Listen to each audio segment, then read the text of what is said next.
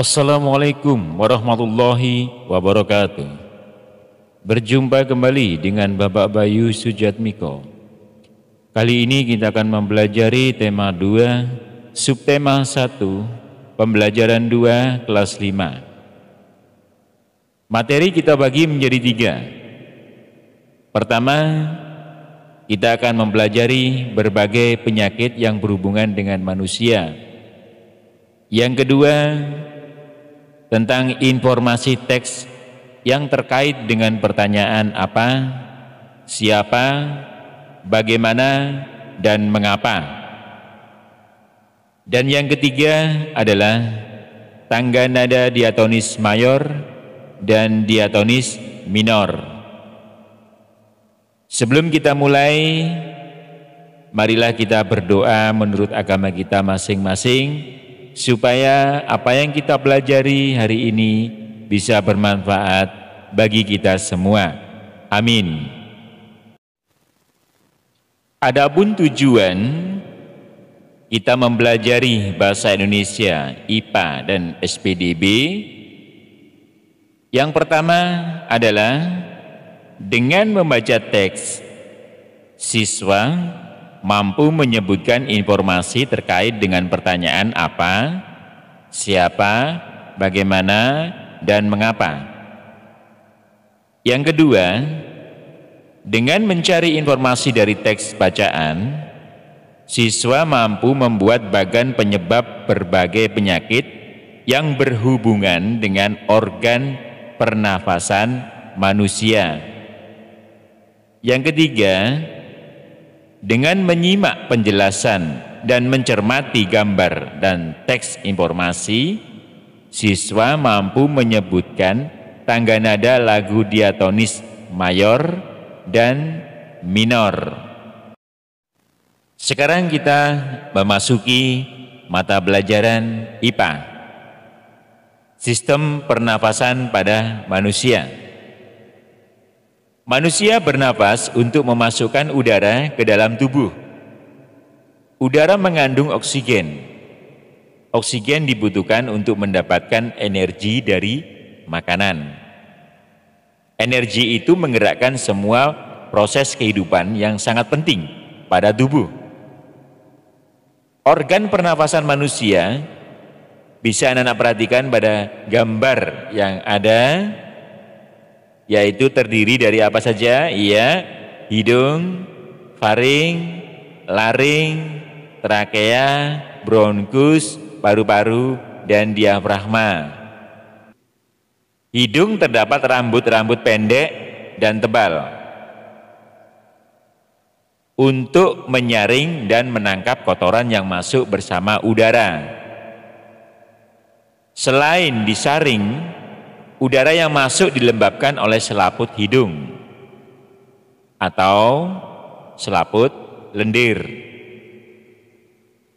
Yang kedua adalah faring, merupakan persimpangan antara saluran pernapasan pada bagian depan dan saluran pencernaan pada bagian belakang.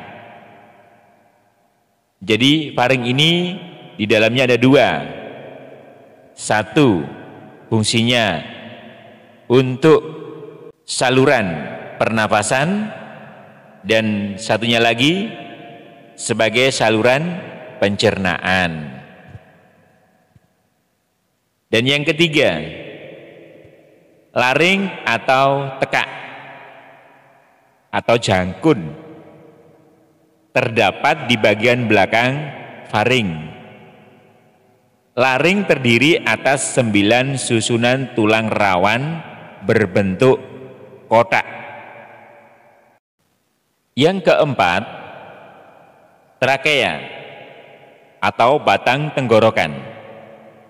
Terdapat jaringan yang disebut silia yang akan bergerak dan mendorong keluar debu-debu dan bakteri yang masuk. Yang kelima, bronkus, merupakan percabangan dari trakea serta terdiri atas bronkus kiri dan bronkus kanan. Yang keenam, bronkiolus merupakan percabangan dari bronkus. Dan yang ketujuh, alveolus terdapat di dalam paru-paru, merupakan tempat terjadinya pertukaran oksigen dan karbon dioksida. Alveolus dikelilingi kapiler-kapiler darah. Alveolus berbentuk seperti buah anggur. Udara masuk ke dalam tubuh melalui lubang hidung, ya, lalu masuk ke dalam batang tenggorokan. Batang tenggorokan adalah sebuah pipa mulai dari belakang hidung dan mulut, lalu turun ke paru-paru. Dari batang tenggorokan itulah udara masuk ke dalam paru-paru. Istilah ini disebut dengan inspirasi. Di dalam paru-paru, oksigen terserap ke dalam pembuluh darah halus. Sebaliknya, gas karbon dioksida dari pembuluh darah masuk ke dalam paru-paru dan selanjutnya dibuang saat kita mengembuskan nafas. Istilah ini disebut dengan ekspirasi. Masih ingat kan? Inspirasi dan ekspirasi. Ya. Nah, anak-anak, ayo kita menulis. Dari bacaan tersebut, buatlah pertanyaan dengan menggunakan kata tanya apa, di mana, kapan, mengapa, dan bagaimana. Anak-anak pasti tahu ya kegunaan dari kata tanya tersebut? Iya. Baik, akan Bapak terangkan fungsi masing-masing kata tanya tersebut. Apa digunakan untuk menanyakan nama benda, sebab, akibat, judul, atau tema. Kapan digunakan untuk menanyakan waktu? Iya. Di mana? Iya, menanyakan tempat. Bagaimana? Untuk menanyakan alasan suatu masalah. Dan mengapa? Untuk menanyakan cara, proses, pendapat, atau sikap. Nah, anak-anak, coba buatlah pertanyaan dan jawaban sesuai dengan bacaan yang ada di atas tadi. Masing-masing 2. Sehingga kalian membuat 10 pertanyaan dan 10 jawaban. Sekarang kita akan mempelajari tangga nada diatonis mayor dan diatonis minor. Perhatikan perbedaan dari 2 tangga nada tersebut. Tangga nada diatonis mayor, intervalnya 1-1 setengah, 1-1-1 setengah.